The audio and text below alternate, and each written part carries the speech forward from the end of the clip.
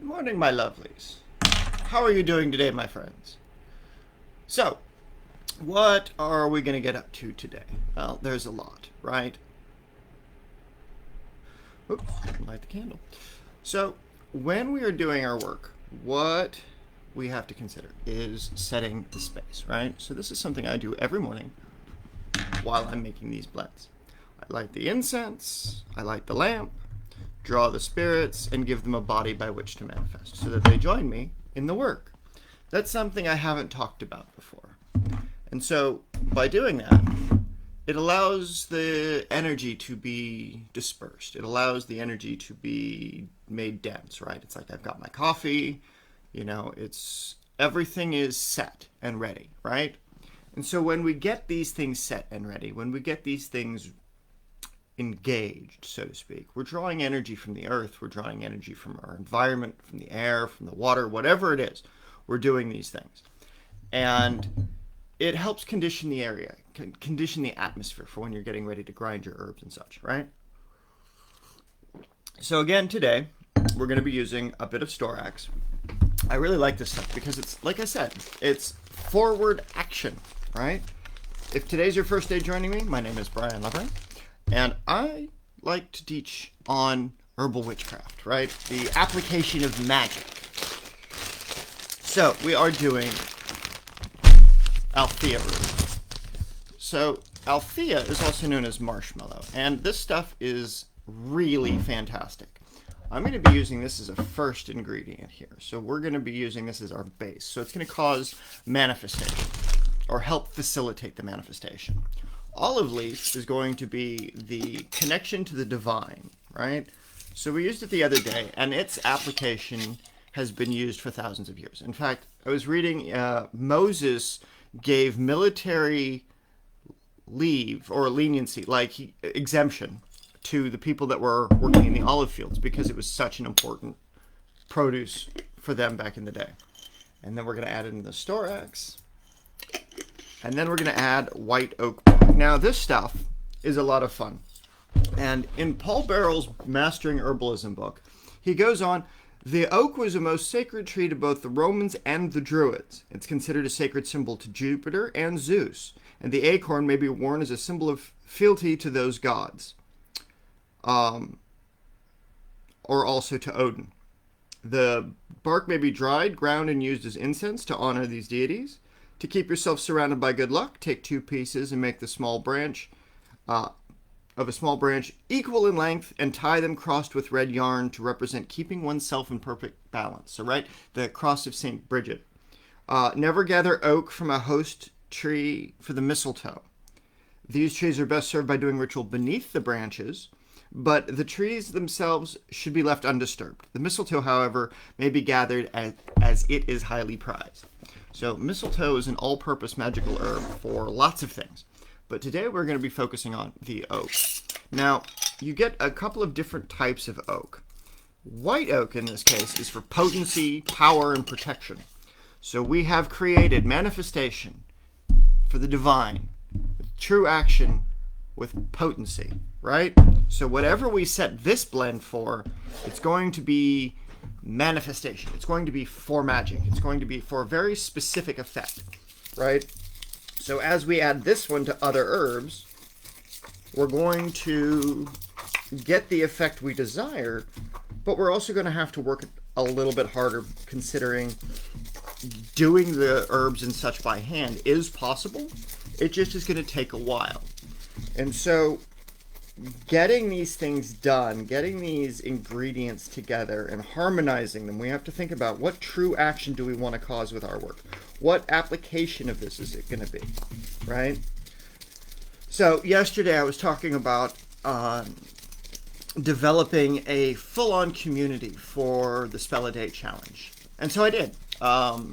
This Sunday, I hope you can join me.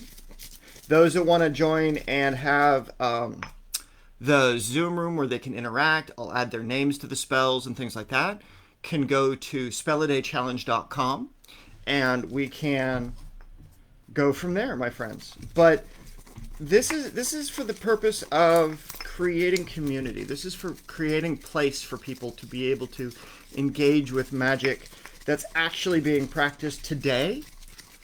Like, these are blends that I've created a week ago or a couple of weeks ago. For a while, I was just creating a blend a day with an herbalist that I was thinking each day I was going to figure out what was going to be the ingredient list, right? And I decided to batch out a bunch of recipes. So I created a recipe book. And in that recipe book, I went through, and it's like there's still so many different variations. That one list of 75 herbs can be used so many different ways that it's possible to spend an entire year with just 75 herbs, right? Learning the nature of the trees, learning the nature of the plants and how they interact together, and creating new spells, new applications for it. So when you go and you write your inks for dedication, when you go and you create those things, you're able to develop this relationship with nature in an active way. So as we create from our blends, we are able to create something entirely new. We are able to give something entirely new to the spirits, to the application of the work, to whatever it is that our purpose is going to serve in the client's eventual end, right? And by creating community, which we can do this, we take away from the separation of caste. And in this case, I don't care if you're Wiccan, I don't care if you're Christian, I don't care if you're Muslim, I don't care if you're a Jew. If you're going to apply magic and you're going to apply these blends, all of those work with the divine, right? That's what the olive does, is it connects you to the divine. Whatever the divine is for your tradition, right? And one of the Bibles that I've studied from, the divine was listed as where we are not, right? To a child, it's its mother. To a man, it's his wife. To a woman, it's her husband, right? It's those things which we are not. And what was good is considered to be what is ripe. So if it's ripe, if it's in its fullness of season, that's good. If it needs to grow, so be it. But it shouldn't be left to die and wither on the vine. And so while we're working on our spells, while we're creating these blends, we have to think, what is our good? What is our unity? And how it is we are going to apply these things so that what you do with your magic, how it is that you create this stuff, it lets you get in and get your hands dirty, to smell the ingredients, to know that when you use this as an incense blend, right? If you do wind up using it as an incense blend. There's no way I'm writing that one down today. I'll have to get out a file for it. You know, it's mind your allergies to this stuff, folks, because plant magic, while it is effective as hell, so to speak, you want to make sure that you're not going to be poisoning yourself with your ingredients, right? Like, you don't want to use anything that's going to cause your allergies to go haywire. You don't want to cause unnecessary problems for the people that you're working around. If you're doing things in a household that has people that are sensitive to smoke or smells and things like that, right? So like when I was working at my shop here in San Diego in the early years of it, my mother and I lived together because, you know, she was my business partner at the time, and she couldn't have anything that was smells. She could not. No smells in the house. No incense, no nothing, right? So I learned to do all of my herbal work without lighting it on fire, by mixing it with alcohols to create ink, to mix it with ink in order to create the effect that I needed to in written form, right?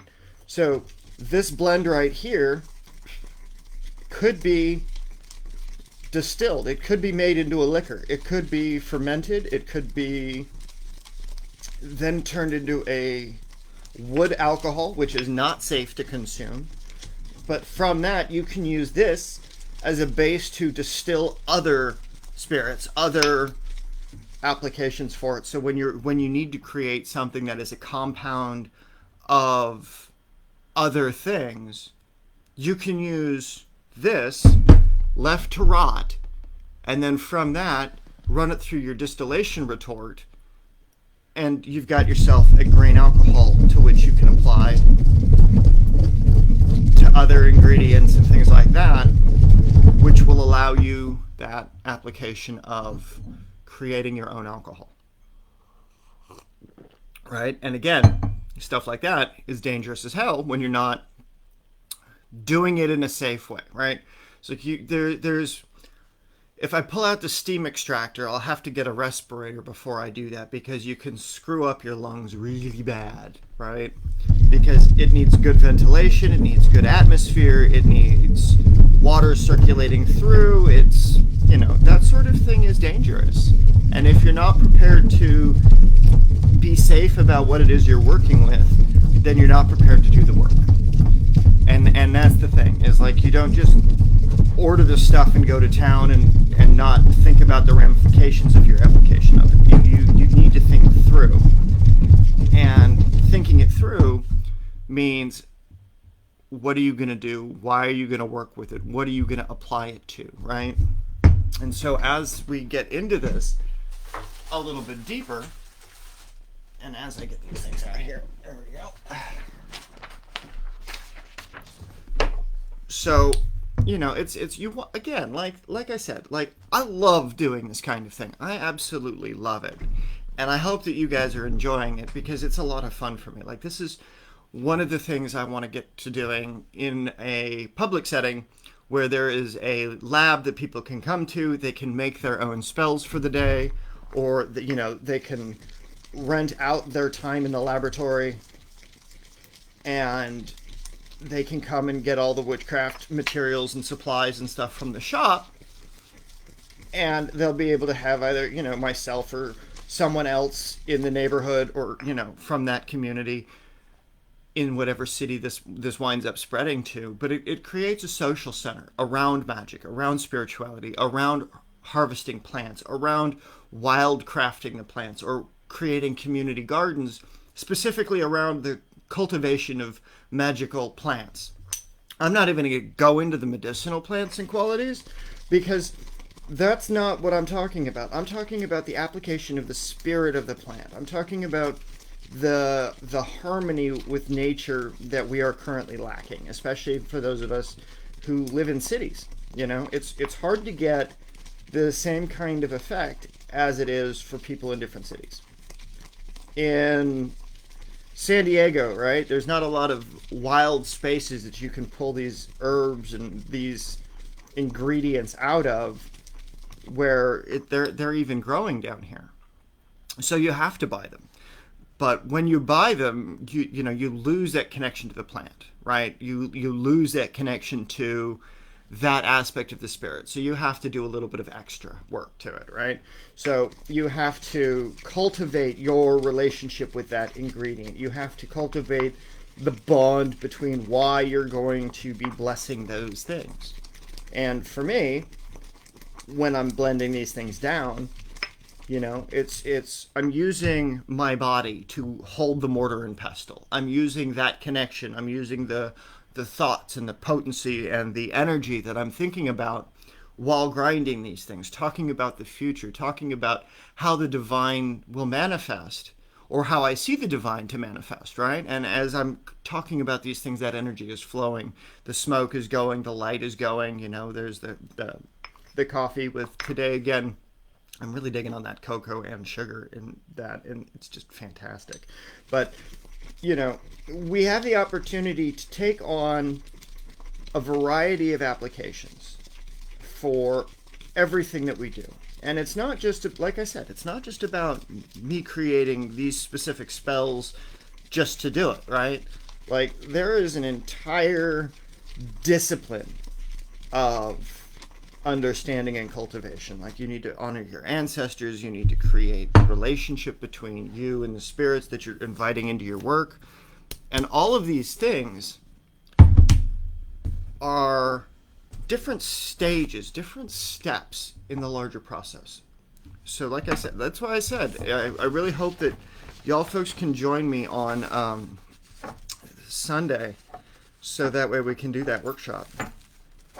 And so from that workshop, we'll be able to apply some of the 21 spells that will have been created throughout this time, right? Like, oops.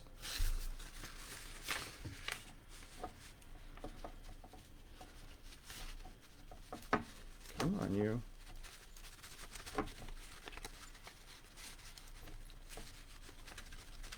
There we go. So fluffy.